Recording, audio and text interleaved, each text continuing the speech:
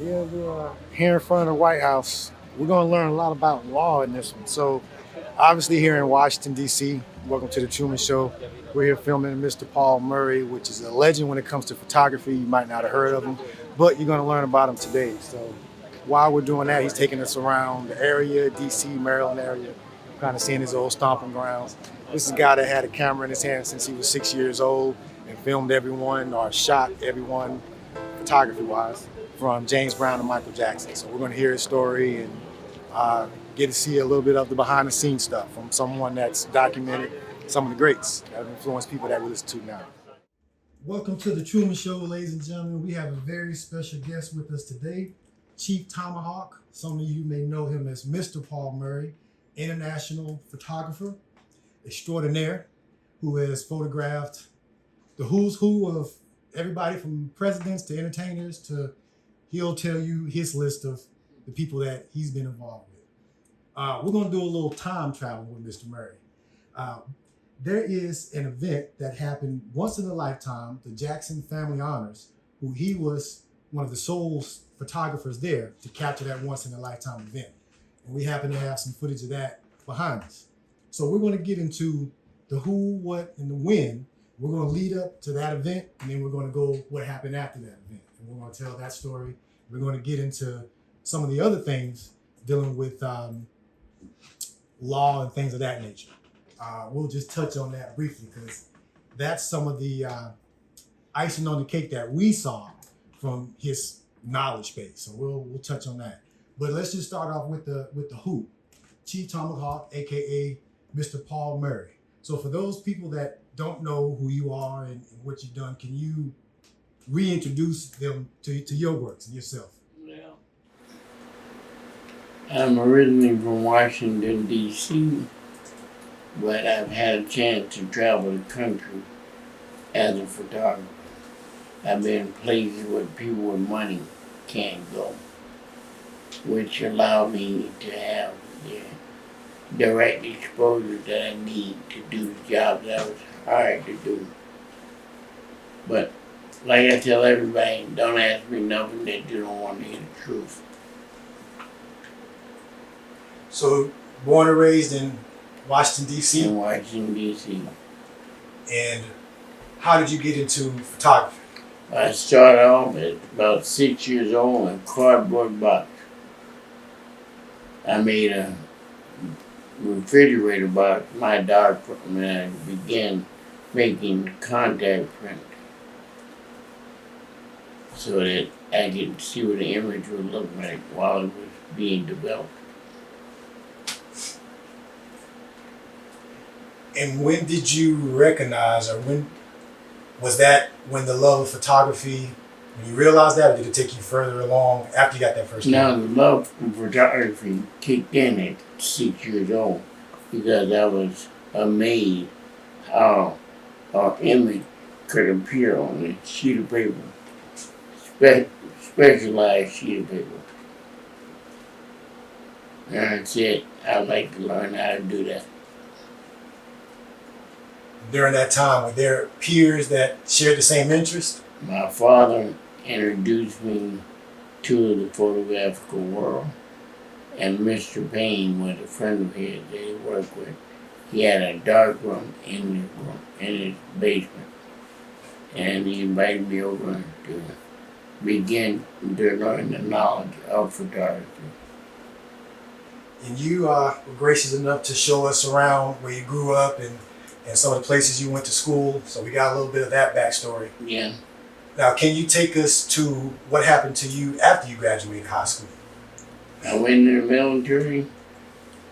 I worked as a security guard or officer for Pittman Security. Then I went in the military as a military police officer. And I did my, I guess you say, tour duty then. Then I came back. I did security on my own with my own agency. And I staffed maybe 60 employees. I had all the McDonald's, all the hot shops, and most of the club activities that took place in DC area. After that, I went to work for the school board as a criminal investigator, and then after that, I went with the United States Marshal Service at a Marshal Service, along with my photography, launched my career. It's not often you get to talk to a marshal. They're very low key. Is there anything They you don't do any advertising until they show up. can... And then after they show up, they stop advertising. It's too late then. It's too late. How was your experience being a U.S. Marshal? Was it... It's not like any other that you can go in and talk about, because it's not like being a police officer. It's similar to being a sheriff, but people respect it a whole lot different. One, because they don't boast what they can do. They just go and get the job done. You get a court order from a judge, and that's your order for the day, and they expect for you to facilitate that. You can bring the body back, or you can bring the person back alive. Dead or alive? Well, I would say expired. And we were talking about marshals because, like you say, not many people know about them, right? Because me and Casey were saying, like, what we know about air marshal, we hear about the air marshals on Right, the the plane. air That's... marshal is a branch of the Deputy United States Marshal Service. It was another division that was implemented not too long ago. Before then, we had to put a regular deputy on the flight, because we're the only law enforcement that could go cross country from different territories, because there's no limit to the territory that we're assigned to, and be armed at the same time. It's a unique job. Now, as you were doing that job, were you still doing photography, taking pictures? I've always been doing photography. That has always been my backup plan. So can you take us from the U.S. Marshal to how did you get to be the guy that's in the front row at the Jackson Family Honors? Well, I was actually hired to do security work. But after Mr. Jackson and I spent some time together coming down from New Jersey, because he was doing a fundraiser program for the different colleges, and he was putting Joe Cola machines in the college, so when they bought the beverage, they could buy Joe Cola, and he would donate part of proceeds back to the college that were having machine on location. Not many people know about that though. Did it taste good? I never had it. Yep.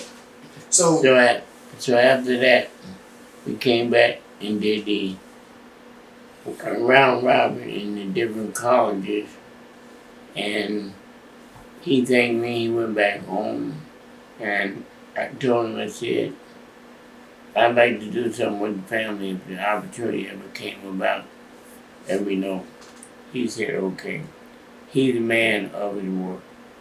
did you expect him to? I expected him, but I didn't expect it that soon, because about a month and a half later, he called, and I didn't know it was him, because I thought it was a prank phone call. He said, I need you to be the photographer for the Jackson Family Honors, which was supposed to be in New Jersey.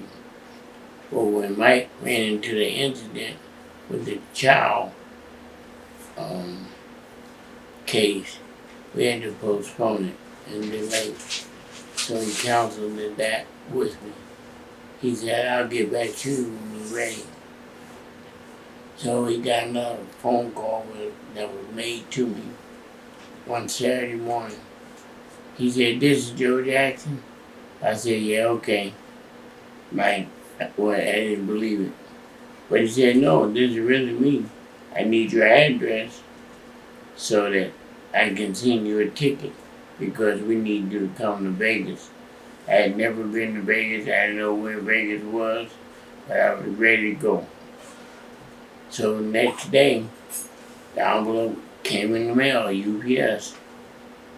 And my head got real big and got real small. And I said, "This is for real." So I got my machinery ready out of my motorhome because then I had a mobile lab. And I had to take all the equipment and make crates to be able to ship it. And so I shipped it. The crates would become a stand for all my equipment.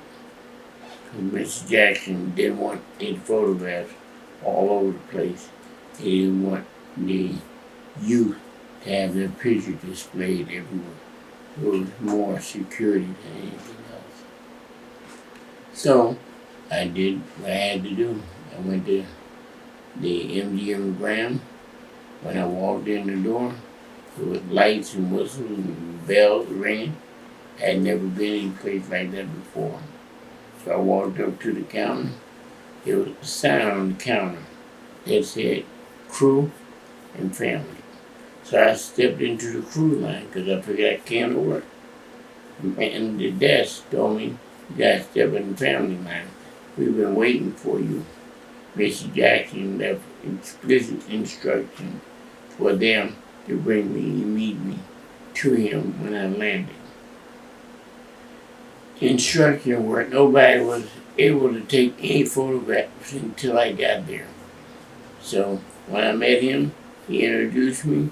He told anybody that needed photographs done, let me know. And he went on his way.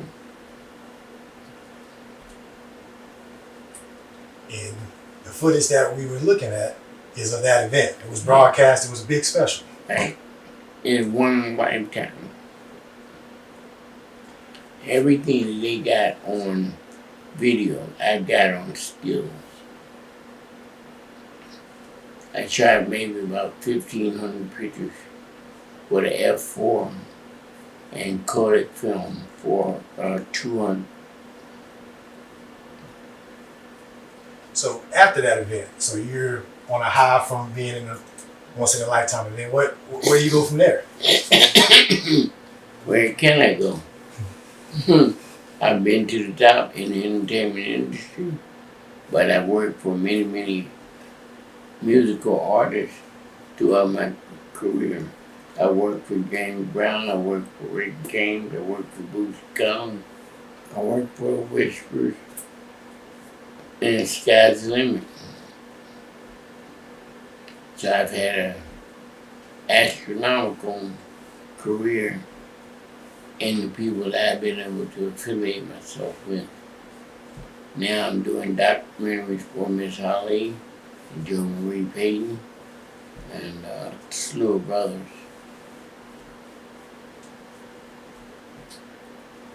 Any of those artists that you work with, you plan on doing any follow-up or documentaries on them, or have you thought about that? If the phone rings, I'm gone. So, how do we go from Mr. Murray to Chief Tomahawk? I corrected my status within the government record.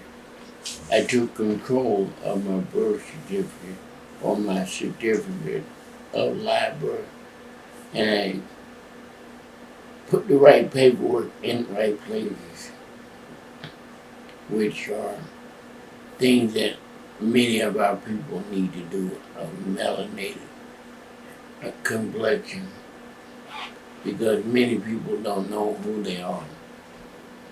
They need to know who they are because there are certain laws in place that will help protect you if you know the right status. And how did you even become aware that your status needed to be corrected? That's the story of we gotta have more time, but I was in Miami, had just had a stroke, and I was going to a CVS on South Beach, and an officer came over to me. He said, "We have a warrant for your arrest." I said, "Show me the warrant."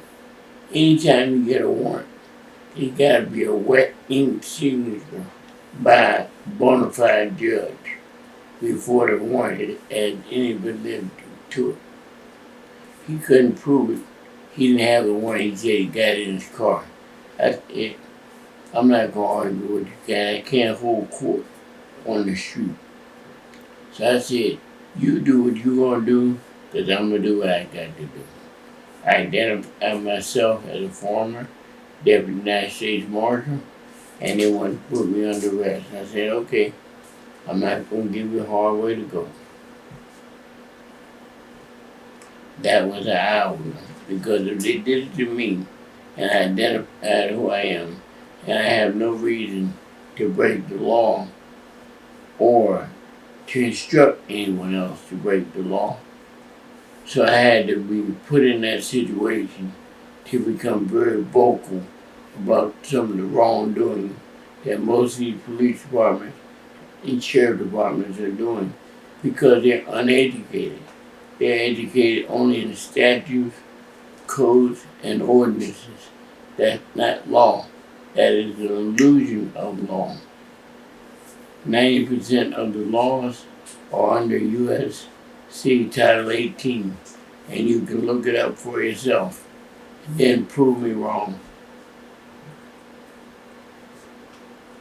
So can you touch on the difference between a statute or code and an ordinance? Statutes, codes, and ordinance are under the heading of legal, and that's what the Bar Association has put together to capture people that are not aware.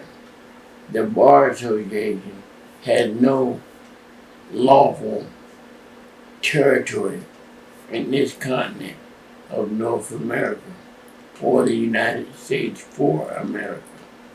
They have gone outside their being oath in office, and nobody takes the time to read their rights, so they don't have any idea how to protect themselves. They are committing fraud on this land. They are in violation of Title 18 USC 241, 242. That's a violation because they're all committing fraud against the people for this land. And all they gotta do is serve them to have any lawful relief. So what is their jurisdiction if it's not here? They don't have any jurisdiction on this land at all. It's an illusion that they have become so powerful that they're taking advantage of the people on this land. Here's something that people can go and check. On Congress and the Senate, most of those people up there are barred card carrying attorneys. That's against the law for them to even be there. They have no jurisdiction on this land, none whatsoever. And every time you hire a lawyer or an attorney, you give up your rights because you made a verbal contract for him to so-called represent you. He can't represent you. He can't speak on your behalf unless you give him permission. Why would you take your truth and give it to somebody else and then they become a mouthpiece for you? They weren't there, so they don't know what happened. Whatever the circumstances may be, it's all fraud. And fraud that they're aware of. It's not that they don't know. They're very much aware of it. And makes you stand up for your rights, they continue to get away with it. And like I tell people, please prove me wrong. All you gotta do is take the time and read the law. The law consisting of your organic constitution. You mentioned organic constitution. Can you elaborate a little bit on that? They, through the Bar Association, they've come up with other constitutions that will fit under the guidelines of the Bar Association. They cannot amend the Constitution, not the original Constitution. That cannot be changed because that was put in place by our forefathers. And our people need to go and read the Constitution because the Constitution will give you relief. Everything is done under the organic Constitution. Just like they say the Bible is made up from what they're interacting. The Constitution was established in line with the Bible. So the Bible has a lot of validity to it. But unless you take the time and read, you never know the difference.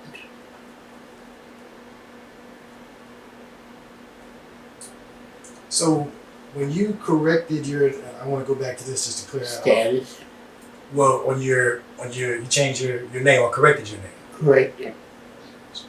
And what was the rationale behind that? Because my name on my certificate of live birth was put in all caps. Anytime anybody's name is put in all caps, that makes you a corporation or that's preparing you for your headstone when you die. Otherwise, it has no validity. It has no coverage in law on this land. So they went and used my all cap name to make me a U.S. citizen out of Washington, D.C. They had no right to do that. My parents didn't know the difference. They went along with it. So they signed a contract unbeknown to me, which made me a so-called U.S. citizen. Since then, I've taken my human being rights back, and my tribe gave a name correction under Chief Tomahawk as opposed to Paul Murray. And by me being indigenous to the land, most people say indigenous, but indigenous takes it a lot deeper.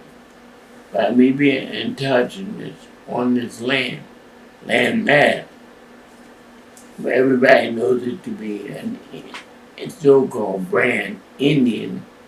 I've now claimed my correct status by being indigenous on the land, and they gave me the name of Chief Tomahawk because I take no nonsense. Can you elaborate a little bit on the difference between indigenous and indigenous? That's what I was trying to explain before. Indigenous, being melanated, ties you to the land and soil of Coppertone. Indigenous means that you can be born on this land mass and you become part of the land, but you're not melanated in a dark copper tone. That you can be indigenous anywhere that you're born, in any region. You're indigenous to that landmass. Well, when you say indigenous, that's of a copper tone, dark, melanated complexion, which makes it different and it makes you more tied to the land. And some of these words, it took me a long time to learn how to pronounce them because I never heard them before. But through my research and through the reading that I've done, I've been educating myself and others that have a curiosity that want to know the truth. When you first started looking into it, was there anything that surprised you or that shocked you about the law? Yeah, when the man put a gun to my head. But I'm saying, as far as you began to research, was there something that you looked at like, oh, like that's shocking? Yeah, well, see, after being with the United States Marshal Service, they teach you real law, but you don't get a chance to read it in depth. But since I've not been working and retired, I've had a chance to really do a lot of research. But after I became a private attorney general, it made me really dig into the law because I knew I had to go and speak and help other people that weren't as educated as I had made myself. Private Attorney General. Yes, sir. Can you explain what that is? That is an attorney that speaks on behalf of the people. I'm not part of the bar. I don't have to have a so-called license because there is no license for the attorneys. They say they have a license to practice law. There's no such thing because they have to be licensed by the Secretary of State to do business, just like anyone else that applies to do business in their particular territory or in their state.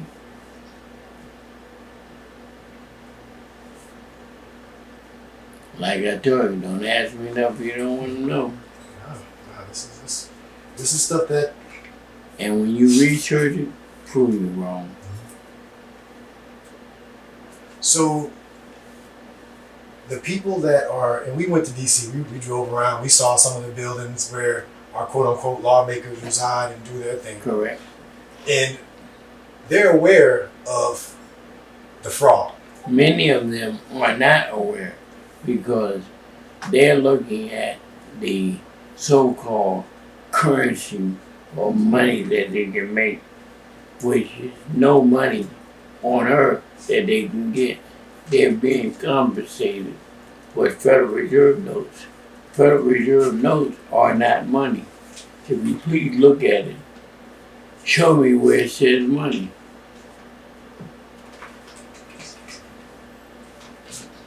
So if it doesn't have money on it, the system has been tied to the point of being falsely presented with a so-called dollar bill. But the dollar bill does not have money on it anywhere. Also, by saying a note, you cannot pay a debt with a note. That's unheard of. It's just like when people get promissory notes. There's no money, so they have to promise to pay once money becomes available. But I didn't really want to change the subject that much, but when I get going, it's my pet peeve. So what you have in your hand, a lot of people will consider money, currency. Can you explain what we think that is and what it actually is? Well, it's just like read the book. If you don't read what it says, it doesn't say money. It says Federal Reserve note. It's explicit. A note is not a dollar bill. It doesn't have money on it anywhere. The only real money is silver and gold. And that comes from our Creator in the soil or in the water. Gold and silver are real money around the world. And we left the gold standard 1933. But see, here's the thing. When we left the gold standard, people weren't listening to Roosevelt when he did that. He said he needed the people that work for the federal government to turn in their silver and gold, not for the everyday citizen. And people misheard what he said, and they panicked because they tried to make it a law and go around and confiscate all the gold and silver. And that's where we've been stuck ever since then. Only the few that take the time to read really know what's going on. So, Federal Reserve, can we talk about that a little bit? Is that federal at all? Is anything about the Federal Reserve federal? Well, the Federal Reserve is not government, it's private corporation. Private corporation with a great big an illusion on law or involving law. People don't read. And I had to read to really get an understanding of what it consists of. And I ask anybody, if I'm incorrect with the information that I've given, prove me wrong. So, Federal Reserve is no more federal than Federal Express. It's just only a name and a title and a brand and a corporation. If it were government, it wouldn't need a Dun and Bradstreet number. And the Federal Reserve prints all of our currency. They print the note. They don't print any of our currency.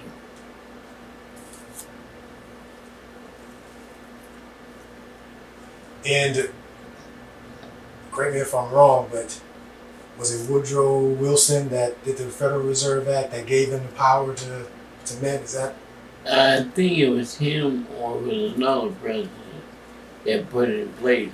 But he was being paid under the table. But they don't talk about that. Just like they don't talk about Obama not being the first melanated president. John Hanson was our first melanated president, but they never talk about that.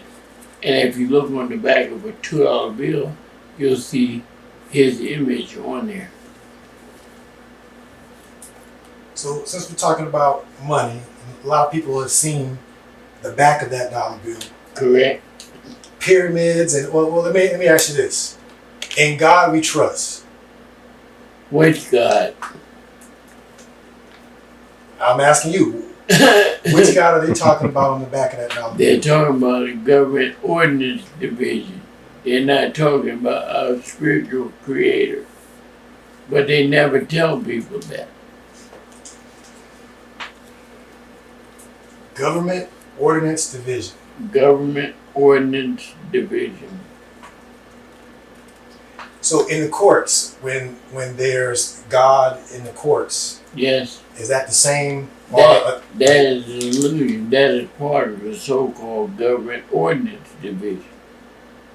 And the court only starts on the four corners of a paper. It's not the building. That's why you deal with court through your paperwork. Your paperwork needs to supersede you before you step into the building. But most people don't read and they don't write. And they get sucked in to the system. In order for a law to be broken, there must be probable cause. Driving is not probable cause to stop anybody. You don't need a driver's license in order to drive, because you're not driving and you're not for hire. That's what's classified as driving. You are enjoying your automobile with your family, traveling. But you need to know the difference between driving and traveling. Driving, you're being compensated. You're in a commercial vehicle or automobile, and you're being compensated or paid. When you get in your automobile with your family, you're not being paid to take them to the store or to the movies. You're out on a family travel.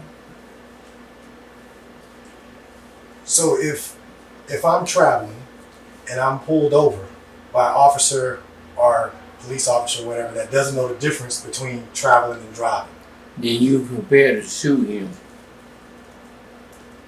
Because if you haven't done anything wrong, why is he pulling you over? And when he cuts on the lights to get your attention, he's in violation himself. There must be an emergency for him to turn the lights on his automobile. There's a difference between an automobile and motor vehicle. The private individual or living being has an automobile. He doesn't have a motor vehicle. See, the words, people need to look up the words so they know what the meaning of them are. There's a whole lot of information, case law, that kind of explains what the difference is between vehicle and automobile. It's interesting that all these laws exist. It's what's going on in the background, but yet when we go through schooling, we're not taught anything about these You laws. go to school to be brought up in a slave environment, from kindergarten to college. They don't teach you how to become an entrepreneur. They teach you how to become a paid slave, a very cheap paid slave. That's part of the system. That's on purpose. Well, the people are so used to having privileges given to them, and they sacrifice their life in the pursuit of happiness for a so-called Federal Reserve note. It's all about getting paid, getting paid, getting paid. It's just like the drug dealers. The drug dealers are only doing what they gotta do to basically survive, because they can get a whole bunch of Federal Reserve notes and their problems are ended for that day. But they don't even realize that that's not real, because nobody has taken the time to explain to them that it's not real.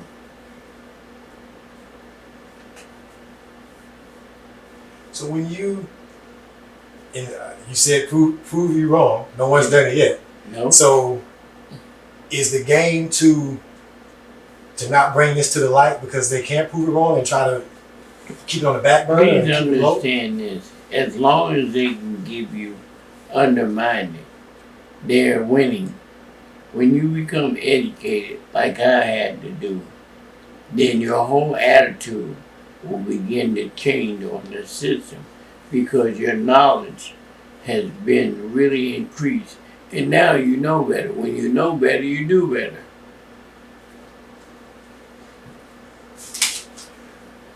Do you feel that the way the system is, that it will correct itself? It is correcting itself now, because Nasara Jassara, after 20 years of being under a gag order, has now come to the surface. It's the same thing that Trump has put in place. Trump has put it back on the gold standard. He put it back on real money. But you have to understand that even the controversy that he has done over the tour of being president hasn't been perfect, because he had to learn from some of the mistakes that he learned. But all of the other countries now have respect for Trump for what he's done by bringing peace to this planet, instead of the planet being tore up. Now he's trying to make sure that there's enough, I would say, money available for people. But the banking system doesn't want you to have money. They want to keep you in slavery. So Nasara Jassara, I've heard it. Can you elaborate a little bit on what that is? It has to do with the quantum system. In other words, Nasara Jassara has been developed to free mankind, because the day that you were born, there was never supposed to be any debt in your life, but you got caught up in the system. I would rather give you that document in writing rather than talk about it now, because it's a long document, like 3-4 pages of information. And I'd rather have you read it for yourself, like I do with everybody. I tell people, Read it for yourself, then we can talk about it. Gotcha. I'm not trying to veer away from it, but it is a large document. I can only give you bits and pieces because that's what comes to mind. But it was developed like 20 something years ago. Bill Clinton and everybody signed off on it, but they never brought it to the public. They didn't let the congressmen and senators say anything about it in their prospective territories because they didn't want to upset the people in that territory that they had a voice for. Because when it comes out and people realize what that's about, chaos is gonna come. All I can do is tell you, don't be proactive, be reactive. So, if someone's new to this and they're hearing you talk about a lot of information, what would you suggest is a good place that they can start, just for someone that's unaware of this? They can call me because I have to send it to them in writing, or they can email me. And this is, I mean, not everyone's going to give out their email. So this is Yeah. part of your service of being the... Look, when I took on the responsibility of being a private attorney general, it's my job that I can help and begin to educate people of the land.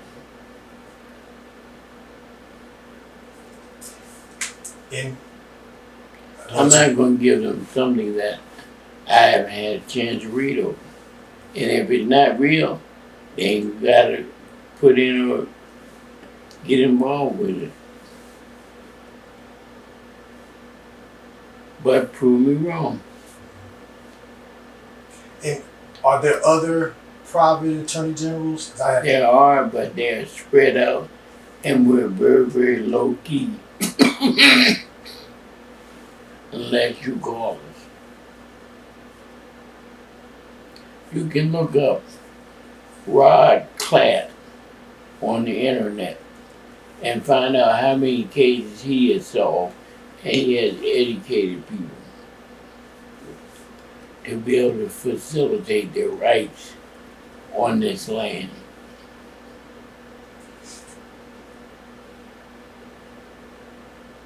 He did a documentary where he explained that the police, which are policy enforcers, are no more than a mall cop or police officer or security. They have no real jurisdiction. The only real police are the Metropolitan Police because they were enacted by Congress. All the rest of the police are inactive, have not been activated by Congress. They've been activated by the so-called jurisdiction that they're in. The sheriff is the only real law enforcement on the land. But all sheriffs are not living up to the Constitution. They have to go back under the original Constitution and become a constitutional sheriff and not just display a badge that says sheriff. They're caught up in the corporation because they're getting paid, and they're taking and cutting people's rights to live in liberty off slowly but surely. So education is definitely important. Education is key. Reading is very important. I'm not a reader, except photography and how I write magazines. That's the only thing that interests me. But I've had to research a lot on the law to be able to have an intelligent answer.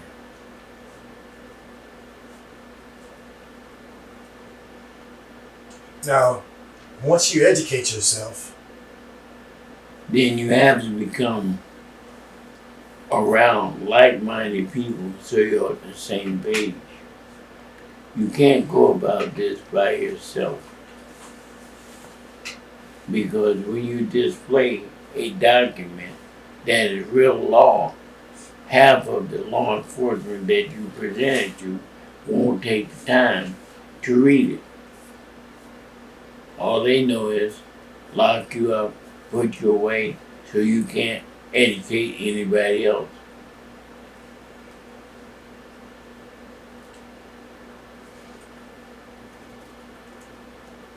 So what's on the horizon for you in the future? Continue with my photography, taking it easy, staying focused on life. Yeah, I heard you say stay focused. That's one of your sayings. If you get up in the morning and you're not focused, you might as well go back to bed because you just blew the whole day. Were you always focused? My father wouldn't have it any other way. Any suggestions to help people increase their focus that may not have always been focused as you are? To read, ask questions, and disseminate that you have become a lot more intelligent than what you were.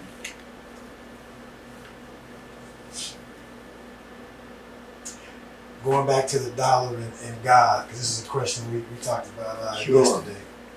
Can you sue God in court? Well, go back to which God you're talking about. Because there's our spiritual creator and there's the government ordinance division.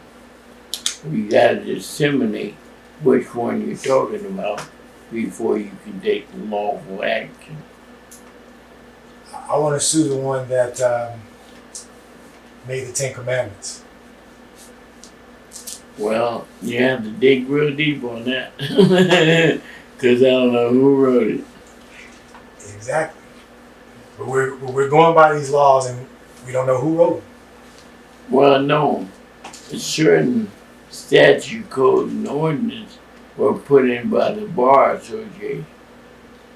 The Constitution was put in by our forefathers and the Iroquois nation.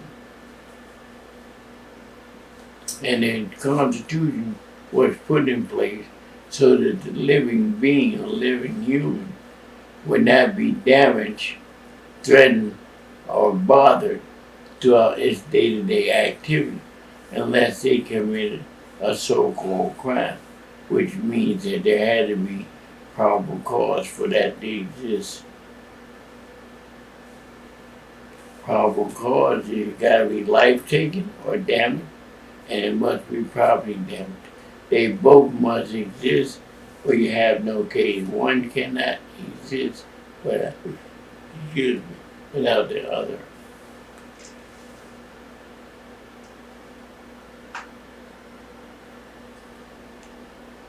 And have you surrounded yourself with like-minded people? Have you found your Ton and ton of them. What was that? I said ton of them. Is it just from networking and just being? Networking and people sharing information. Because there's a lot of people that are in the same capacity that I've been in.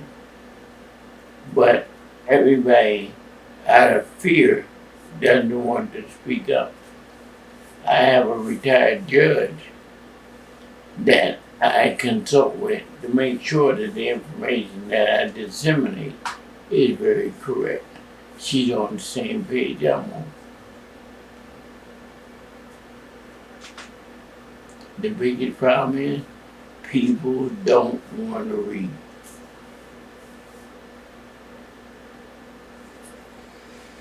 That's a problem. That's a very big problem.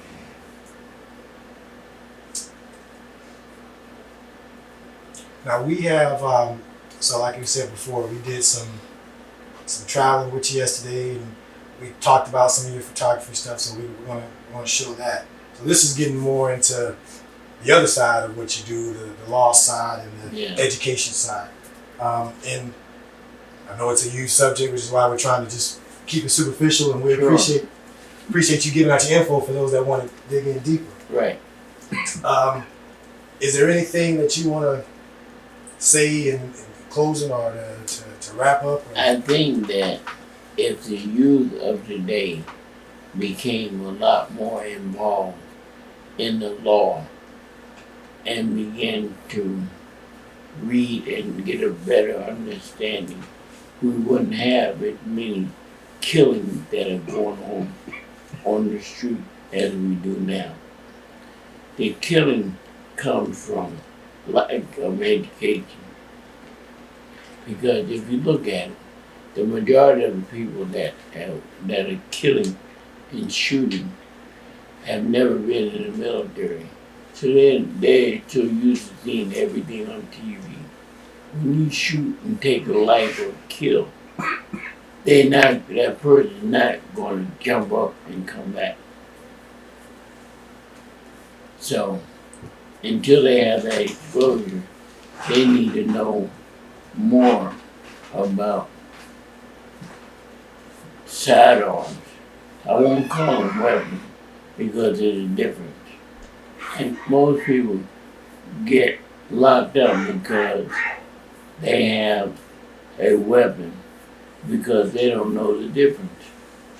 See, in the Constitution, you're allowed under the Second Amendment to have a sidearm, not a weapon. So the wording, the police played on your intelligence because you don't know. It's a Second Amendment right to have a sidearm, not a weapon.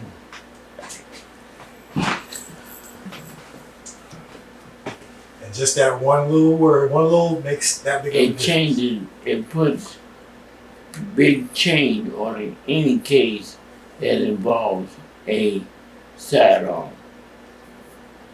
Because they always try to give you a charge that you were carrying a weapon. See the difference? First time hearing that, didn't you? Yeah, they believe me, people gotta learn to read. And you can look in Black Law, 4th edition, to begin to educate yourself on what your rights are, the language that's used in the court. Because they say one thing, the one thing that you hear may mean something else. Like I said, court starts on the four corners of a piece of paper, not in the court building. So the actual court is the paper and not the. Yes. And an affidavit is the strongest testimony that you can put on any kind of case because they have to rebut what you said. If they weren't there, how they gonna rebut it?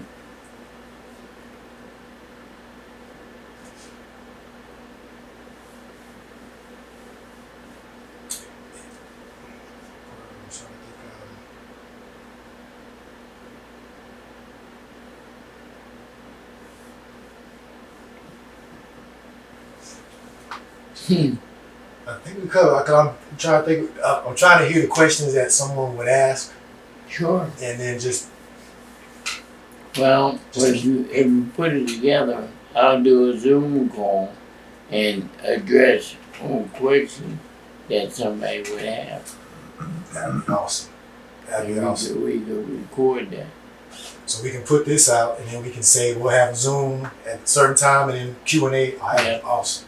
I used to have to be on a radio show, and people are still calling me from like 5 or 6 years ago because they had a chance to research the information that I gave them. But nobody proved me wrong yet. I don't know it all, but I know a lot. We definitely appreciate you sharing what you know and making yourself available to expound on this stuff, and we're gonna take you up on the offer. Sure. I'm glad y'all took the time to answer me the question. And that's what most people don't do. They don't ask the question. If you don't ask the question, you can't get an answer. All right, ladies and gentlemen, we're signing off with Chief Tomahawk, aka Mr. Paul Murray.